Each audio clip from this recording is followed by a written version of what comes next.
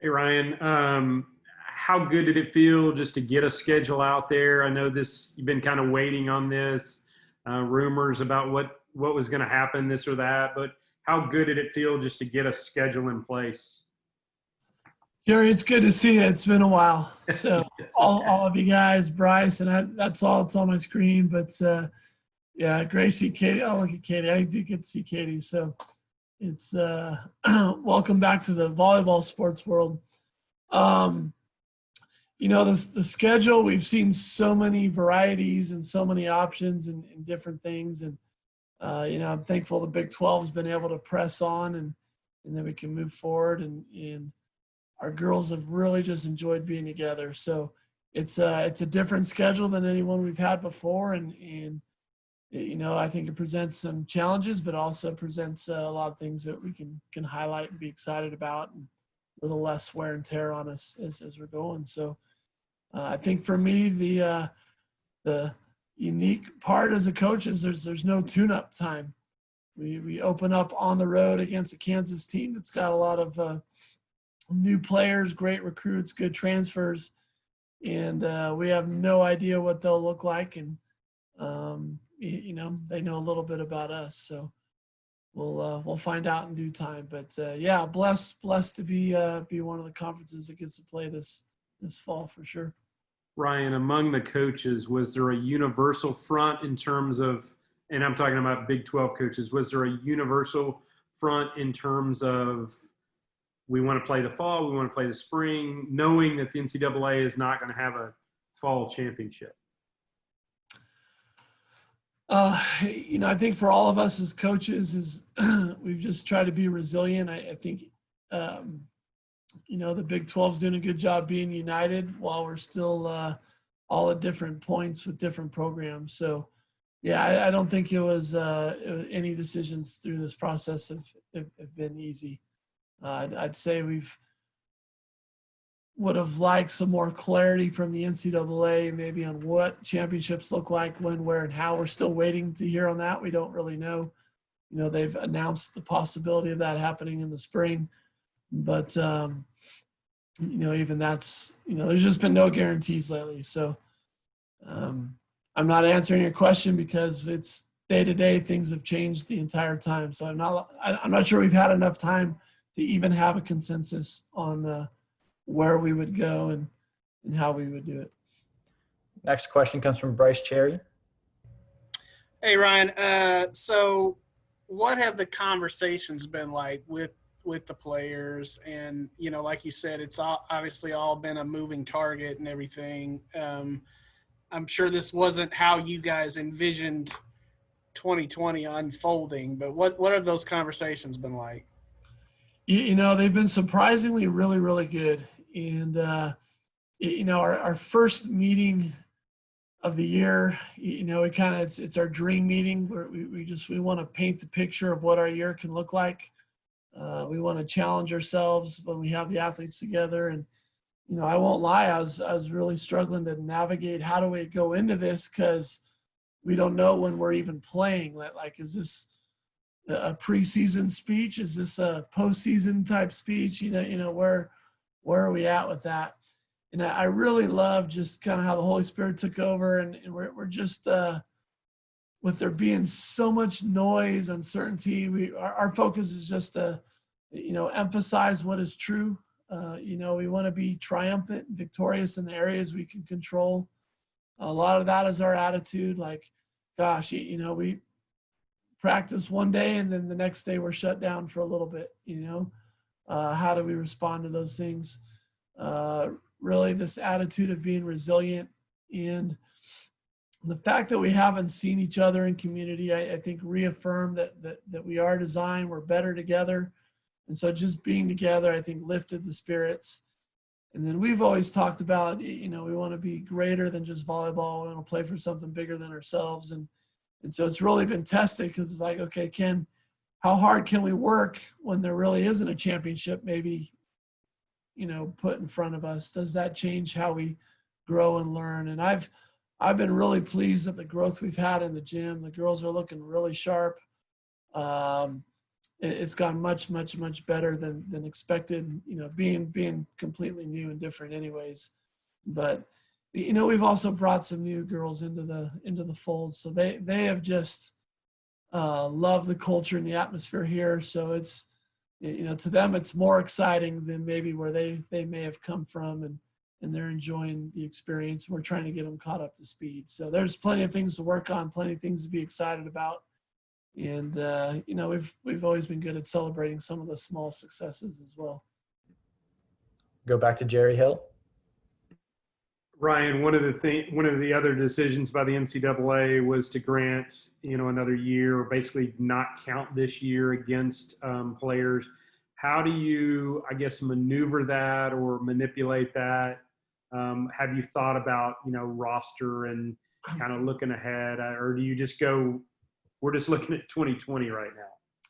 No, it really, it changes the landscape for us like through 2024. And it's in a good way, and there'll be some hard decisions down the road. I think before that was made, you always want to think about your seniors and protect your seniors. So, was really trying to weigh the balance. What do we do with Hannah Sedgwick, Locken, who got married, and what do we do with Yassiana, because they're both, National Player of the Year, first team All-American. Do we want to burn them in a season that we may not get through or may not count or could be a partial? So, prior to that announcement, we were looking at probably redshirting both of them, but it's also got to fit into the life plans for them. And then you look at some of our other seniors and the transfers we had, and how can we do that? And what do you do with other athletes that are concerned about, well, if we only go 3 weeks, then what kind of deal? So that does take the stress off of everything. It's, I love the depth we have this year and playing these back-to-back games. Like, we're waiting to see what the automatic qualifiers and what the requirements are for the tournament. But, I feel where we have the depth. I could play one team on Friday and a whole different team on Saturday and be very, very competitive. And, there's part of me that I think that'd just be fun to do, and everyone's getting some reps and whatnot. But, maybe we got to see how we get better from there. So it's I think it helps everybody in the long run. It takes the stress off players having to make difficult decisions of, burning a year for something they're unsure of what the outcome could be. Next question from Bryce Cherry. Yeah, Ryan, you kind of alluded to it there a little bit, but in terms of playing back-to-back days, that'll be a new thing. As far as playing a conference schedule on back-to-back days, what do you feel like the biggest challenges are, and are you guys pretty well equipped to handle that? The run there at the end for postseason for us was Friday, Saturday. As you head into the Final Four, most of your preseason tournaments are playing those Friday, Saturday, and those back-to-back matches. We'll have to adjust. I do feel we've learned how to travel well within the Big 12 Conference. And so what makes this unique is it's the same opponent. And so I think teams will be much more susceptible to stubbing their toe just from a comfort level. I think how and if COVID impacts it will have a huge effect on what the fall season looks like, where, maybe Yossi sprained her ankle round 1 against Oklahoma, but then normally you don't play them.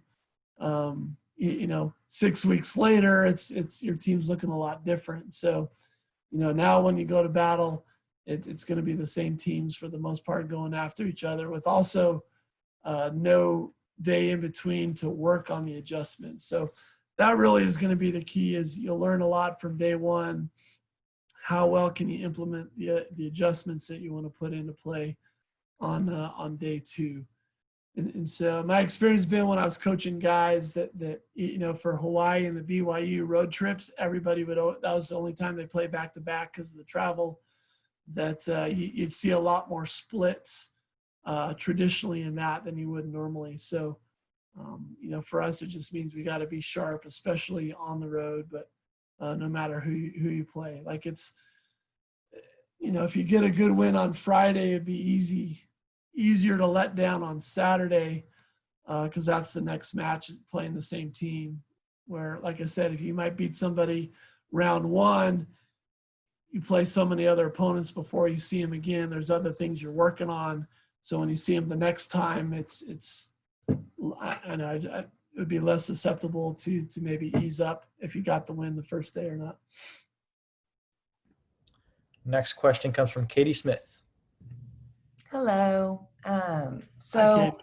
obviously the spring with classes ending didn't look the same in terms of off season and even into the summer. What are maybe some ways y'all were able to grow even through Zoom practices and kind of things of that nature? Yeah, I liked what we did just with our Zoom meetings. We did them by position when we could. We did them focused on offense, focused on defense, and then really spent a lot of time looking at film and maybe helping our athletes be better students of the game, to watch film of ourselves. And we really spent a lot of time opponents, and it was a little bit different. We spent some time profiling the Big 12 coaches. I thought that was unique as a team, and opponents as far as style. So it's a little different than maybe when you go into a game plan, here's what we're going to do here, but what type of defense traditionally does Texas Tech run? Like over there, since Tony's been there, what is he telling their athletes in their gym? What is Ray teaching at Kansas? And my hope is that we're able to recognize maybe what is being instilled on the other side to help us adapt faster for those turnaround matches. If they know, hey, this team is being told after a hitting error to do this with the next ball, we're able to jump on that a little bit faster. And so, yeah, I think just within that, then when watching ourselves, okay, how well can our girls see when we're doing what we're trying to instill, and how well can they see when things are getting out of system or out of training?